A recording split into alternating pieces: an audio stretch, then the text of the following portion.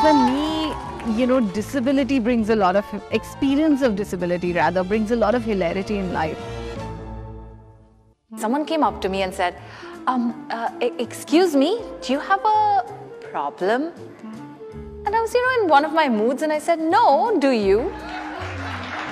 And what comedy does is it eases this discomfort, right? It brings to the table things that you may be very uncomfortable talking about, and it helps you reflect. What, madam, you have such a lovely house, so educated people, how can there be someone disabled here? So she said, but I'm blind, I'm disabled. Oh, madam, you said you're married. Yeah, but I'm blind.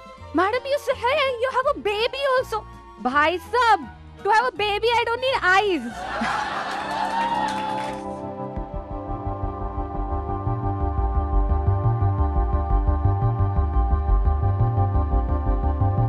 When I was diagnosed, my father was approached by his friend who told him that, listen, like maybe you shouldn't reveal her disability that she's been diagnosed, and she'll soon turn 18 and just get her married, because otherwise she'll be a burden on you for the rest of her life and your life. And he turned around and said that she's really not a burden, and my duty as a father at this point is to support her while she discovers her potential, to push her as she moves ahead on this journey of empowerment.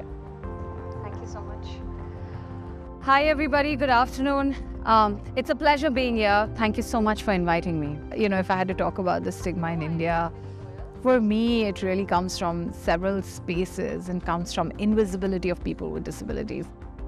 Representation is the second point, and I think media plays a very, very important role. So not just news media, but also in your commercial media, in advertising, in films, in other representations. Are we seeing people with disabilities enough in those spaces?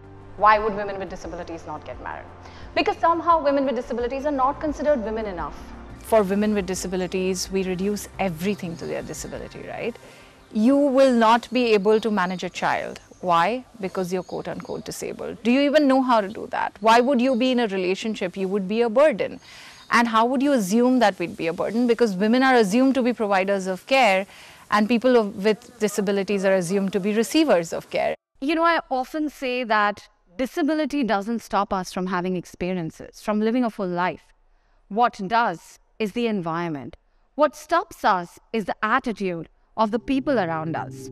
When you have this charity approach rather than a rights-based approach, it's really, really annoying as a disabled person. Because you end up infantilizing a disabled person. You don't think that they're grown up. Well, it creates so many social hindrances and barriers, right? Because of the sympathy and charity, people with disabilities, eventually many of them start having these self-doubts because they feel like, oh my God, yes, maybe what everyone's saying is right.